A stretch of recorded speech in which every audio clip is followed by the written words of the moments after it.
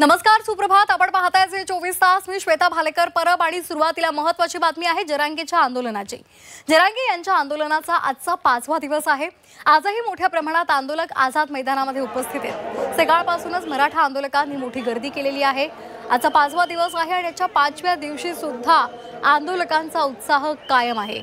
आरक्षण घेतल्याशिवाय राहणार नाही या मतावर आंदोलक सुद्धा ठाम आहेत.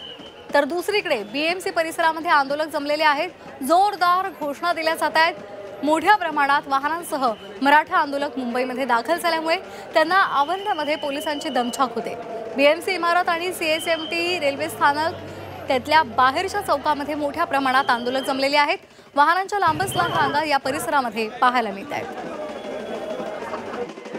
तर आपण ही दृश्य पाहतोय. 3 दृश्य आहेत. आझाद मैदानामध्ये मोठ्या प्रमाणात आंदोलक जमलेले आहेत. भगवे झेंडे आणि भगवे शेले वर करून ते सध्या त्यांनी ठेका धरलेला आहे. घोषणा दिल्या जात आहेत.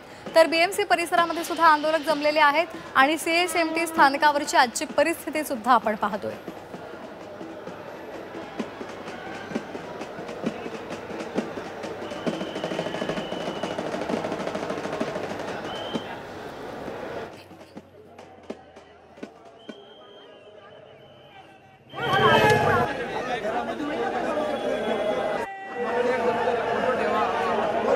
तर या संदर्भात अधिक माहितीसाठी आपल्यासोबत जोडले गेलेले आहेत आमचे प्रतिनिधी सीमा आढे, मनश्री पाठक आणि त्याचबरोबर कपिल राऊत. आपण सुरुवातीला जाणार आहोत आमच्या प्रतिनिधी सीमा आढे यांच्याकडे. सीमा, काय सध्याचं दृश्य दिसतंय?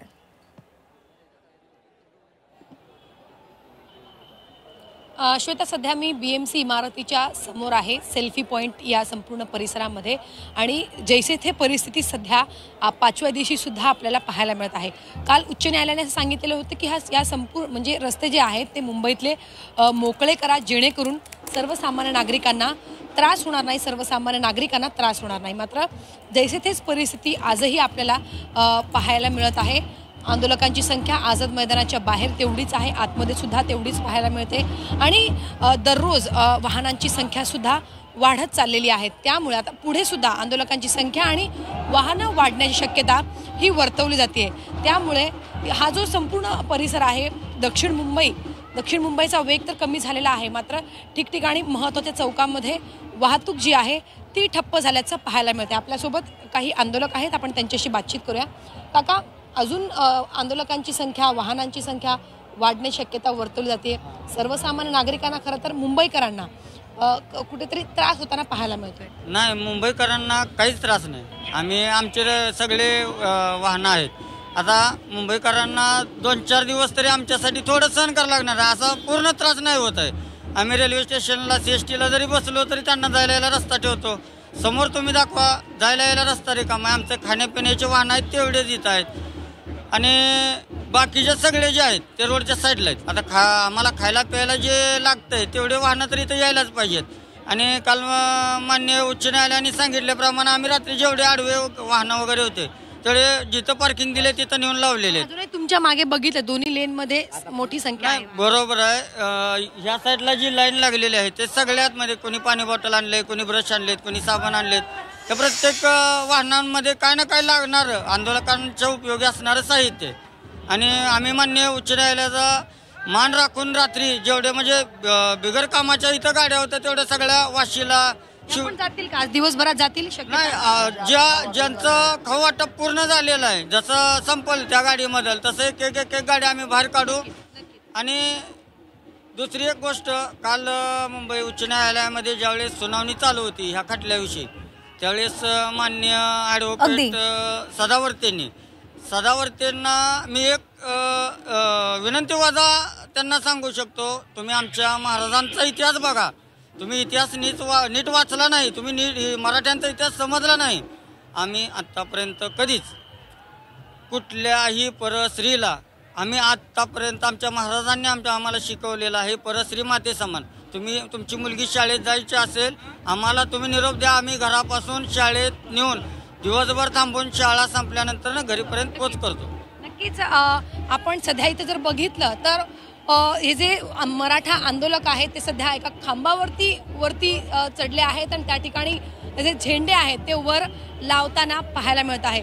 या परिसरामध्ये खरं तर मोठ्या संख्येनं जे काही लाइटिंगचे जे काही खांब आहेत त्या ठिकाणी आता आंदोलक चढून वरती ध्वज लावताना आपल्याला पाहायला मिळत आहे आणि एकच वातावरण या ठिकाणी वातावरण निर्मिती करण्याचा प्रयत्न मराठा आंदोलकांकडनं केला जात आहे। खाली जे पोलीस आहेत पोलीस प्रशासनाकडनं त्यांना आवाहन केलं जातं की वर जाऊ नका, तुम्ही खाली उतरा। मात्र तरी सुद्धा आंदोलकांचा उत्साह जो आहे तो शिगेला पोहोचल्याचं पाहायला मिळतं आणि ठिकठिकाणी ध्वज जे आहे ते लावले जात आहेत। हे आपण या दृश्यांच्या माध्यमातून पाहू शकतो। दोन मराठा आंदोलक वर अगदी वर पाहायला मिळत आहे आणि त्यांच्या हातामध्ये सध्या आपल्याला ध्वज पाहायला मिळत आहेत आणि वरती सगळ्या खांबांवरती आता ध्वज लावताना हे जे आंदोलक आहेत ते पाहायला मिळतात। मात्र खाली पोलीस प्रशासन तैनात आहे, मोठा बंदोबस्त खाली तैनात करण्यात आलेला आहे आणि त्यांना आवाहन वरिष्ठ पोलीस अधिकाऱ्यांकडनं केलं जातं की जेणेकरून मुंबई महापालिकेची जी इमारत आहे त्या परिसरामध्ये सध्या मोठ्या प्रमाणावर आंदोलक एकवटलेले आपल्याला दिसतात। आता आपण जाणार आहोत मनश्री पाठक यांच्याकडे। मनश्री, सध्या तुम्ही CSMT स्थानकामध्ये आहात,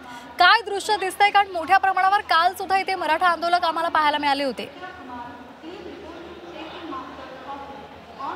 नक्कीच माझ्या मागे जे दृश्य तुम्हाला दिसतं आहे CSMT स्थानकावर वेगवेगळ्या गटांमध्ये आता मराठा आंदोलक हे विखुरलेले आपल्याला बघायला मिळत आहेत। पोलिसांचा कडेकोट बंदोबस्त सुद्धा CSMT स्थानकावर आहे। CSMT स्थानकाच्या तिकीट घराच्या समोरचा जो परिसर आपण बघितला तर त्या ठिकाणी पोलिसांचा मोठा बंदोबस्त आहे, कारण याच ठिकाणी रात्री आंदोलक झोपलेले होते, अजूनही काही जण आराम करतायत। त्याच्यामुळे जो तिकीट घराच्या समोरचा परिसर आहे, मोकळं प्रांगण आहे, या ठिकाणी अजूनही आंदोलक काही प्रमाणात विखुरलेले आहेत। मात्र कुठेही प्लॅटफॉर्मवरती जर आपण एक नजर टाकली तर लक्षात येईल की कुठेही प्लॅटफॉर्मवरती आता आंदोलकांनी गर्दी केलेलं चित्र आपल्याला बघायला मिळत नाहीये, जे चित्र आपल्याला 2 दिवसापूर्वी बघायला मिळालेलं होतं। साधारणतः 9 वाजेनंतर CSMT स्थानकावर गर्दी व्हायला सुरुवात होते। सर्वसामान्य मुंबईकर प्रवासी जे असतात ते CSMT स्थानक हे अर्थातच मध्य रेल्वेचं शेवटचं टोक आहे, त्याच्यामुळे या ठिकाणी ते उतरतात। यावेळीच जर आंदोलकांनी घोषणाबाजी केली, आंदोलकांनी जर या ठिकाणी गर्दी केली तर मोठीच गर्दी CSMT स्थानकावर होते, कारण मुंबईकर प्रवासी आणि आंदोलक यांची एकत्रितरित्या आपल्याला गर्दी प्लॅटफॉर्मवरती बघायला मिळते। मात्र सध्याच्या घडीला जर आपण चित्र बघितलं तर प्लॅटफॉर्म तुलनेने आपल्याला मोकळे असल्याचं बघायला मिळतंय। कुठेही आंदोलकांनी हे प्लॅटफॉर्मवरती गर्दी केलेली नाहीये किंवा प्लॅटफॉर्म अडवलेले नाहीयेत। हां, एक निश्चित की तिकीट घराच्या समोरच्या प्रांगणात असेल किंवा प्लॅटफॉर्मच्या कडेला असतील, हे आंदोलक गटागटाने विखुरलेल्या स्थितीत आहेत। त्यासोबतच मुंबई पोलीस आणि रेल्वे पोलीस यांनी सुद्धा आज अधिक दक्षता घेतलेली आहे की कुठेही मुंबईकर प्रवाशांची अडचण होऊ नये, त्यासोबतच आंदोलकांनी प्लॅटफॉर्मवरची जागा व्यापून टाकू नये याकरता आता मुंबई पोलीस आणि रेल्वे पोलिसांनी कडेकोट बंदोबस्त लावलेला आहे। ठिकठिकाणी पोलिसांची साखळी आपल्याला बघायला मिळते। यासोबतच महिला पोलिसांना सुद्धा मोठ्या संख्येनं आता तैनात करण्यात आलेलं आहे। विशेषतः ज्या ठिकाणी लेडीज डबे आहेत त्या ठिकाणी जिथे महिला प्रवासी उतरतात त्या ठिकाणी महिला पोलिसांना तैनात करण्यात आलेलं आहे। त्यामुळे आपण बघतोय की सध्याच्या घडीला तरी मराठा आंदोलक जे आहेत ते CSMT स्थानकावरती वेगवेगळ्या गटांमध्ये विखुरलेल्या अवस्थेत आपल्याला बघायला मिळत आहेत। अगदी आपण आता कपिलकडे जाणार आहोत। कपिल आझाद मैदानामध्ये आहेत। कपिल, सध्या मोठ्या प्रमाणात आंदोलक आझाद मैदानामध्ये एकवटलेले आहेत, काय तुम्हाला तिथलं दृश्य दिसतंय?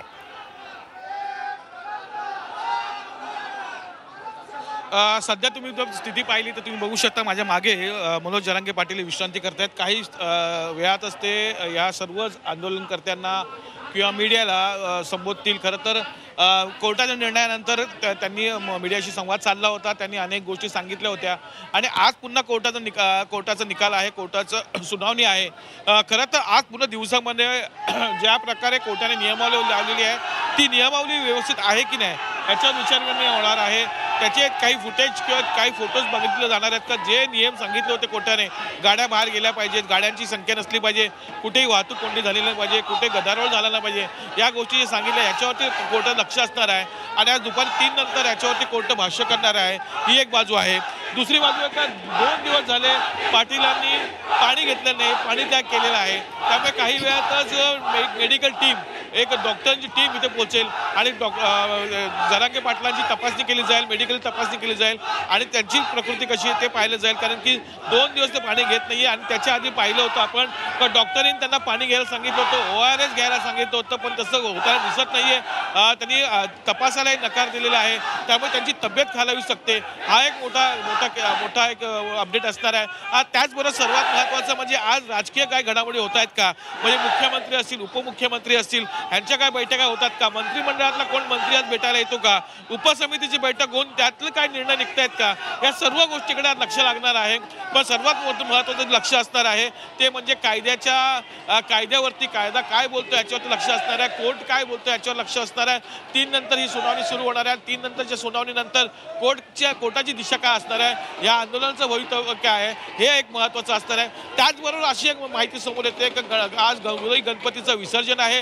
गौरी गणपतीच्या विसर्जनानंतर जे मराठवाड्यातली लोक आहेत, अनेक ग्रामीण भागातली लोक आहेत, ती सर्व लोक या ठिकाणी येऊ शकतात. कारण ती घरी गौरी गणपती आहेत ते फ्री होतील आणि ते मोकळे होतील आणि त्यानंतर पुन्हा गावच्या गाव मुंबईच्या दिशेने येणार आहेत. खास करून त्याच्यामध्ये महिला वर्ग मोठ्या प्रमाणात असणार आहे असं बोललं जातं. त्यामुळे एकंदरीतच गुरुवारी मोठ्या प्रमाणात आंदोलनकर्ते, मराठा आंदोलनकर्त्यांची जी संख्या आहे ही वाढू शकते, वाहनांची संख्या वाढू शकते. असे काही मुद्दे समोर येत आहेत आणि या मुद्द्यावरती पुन्हा हे उपोषण स्थिरित आहे. त्यामुळे एकंदरीतच कायद्याची बाजू असतील, राजकीय बाजू असेल किंवा मग मनोज जरांगे पाटलांची पुढची दिशा काय आहे या सर्वांकडे आता लक्ष लागलेलं आहे. मनोज जरांगे पाटील काही वेळातच उठतील, त्याच्यानंतर आपले ते भाष्य करतील, आपली दिशा ठरवतील आणि 3 नंतर जो निकाल येईल त्याच्यावरती मग 4 ते 5 वाजता पुन्हा ते मीडियाशी बोलतील आणि आपली जी बाजू मांडतील. खरं आणि काही आपल्या कार्यकर्त्यांनाही आव्हान करताना दिसतील. त्यांनी काल रात्री आव्हान केलं होतं की ज्या गाड्या आहेत त्या तिथून कुठे हलवणं गरजेचं आहे. रात्री मात्र गाड्या काढण्यात आल्या होत्या, पुन्हा आज सकाळी मात्र त्या गाड्या दिसत आहेत. त्यामुळे त्याच्यावरती काय उपाययोजना करता येईल का हेही पाहणं गरजेचे असणार आहे. त्यामुळे एकंदरीतच आज कोर्ट काय बोलते, कोर्टानंतर जरांगे पाटलांची काय दिशा असणार आहेत, या पूर्ण घडामोडीमध्ये राजकीय नेते काय करतायत, उपसमिती काय करते, या सर्व गोष्टींकडे आज लक्ष असणार आहे. धन्यवाद सीमा आणि कपिल आपण दिलेल्या या सविस्तर माहितीसाठी.